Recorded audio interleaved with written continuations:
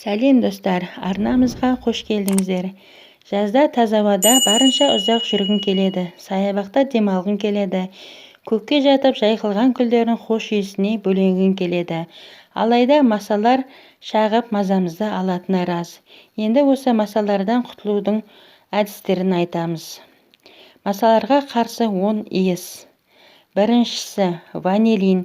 Ванилинді балалар креммен 1:10 пропорцияда араластырып, дененің ашық бөліктеріне жағу керек. Сонымен қатар ванилинді суға араластырып, ерітіндіні тері мен киімнің ашық жерлеріне сепсе болады. Екіншісі әніс, қалампыр, наспайгүлдің эфир майлары. Үшіншісі аю бадамының бұтағы. Аю бадамының жас шыбығын бөлмеге қойып қойыңыз. Олар қызанақ жапырағының иісі сияқты масаларды үркітеді. Алайда абай болыңыз, аю бадамның өткір иісі ұйқыңызға кедергі келтіруі мүмкін. Сондықтан түнде бұтағын жатын бөлмеден шығарып тастау керек.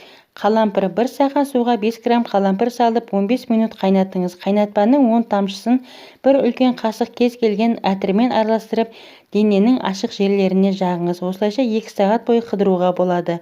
Масалар мен шіркейлер сізге жоламайтын болады.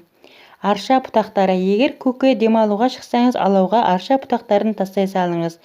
Балқарағай майы. Балқарағай майының иісі масаларды ғана емес, шыбындар мен тарақандарды да үркітеді.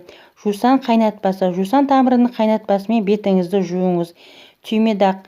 Масаларға қарсы ежелгі халық тәсілі түймедақтың осы түрінің кептіріліп ұсақталған гүлшоғырлары, сабақтары мен жапырақтары жәндіктердің жүйке жүйесіне тиеді.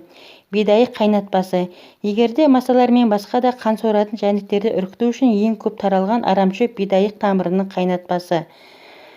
Наспайгүлдің жапырақтары. Ұсақтап туралған жас мойыл немесе наспайгүл жапырақтарын қолдануға болады.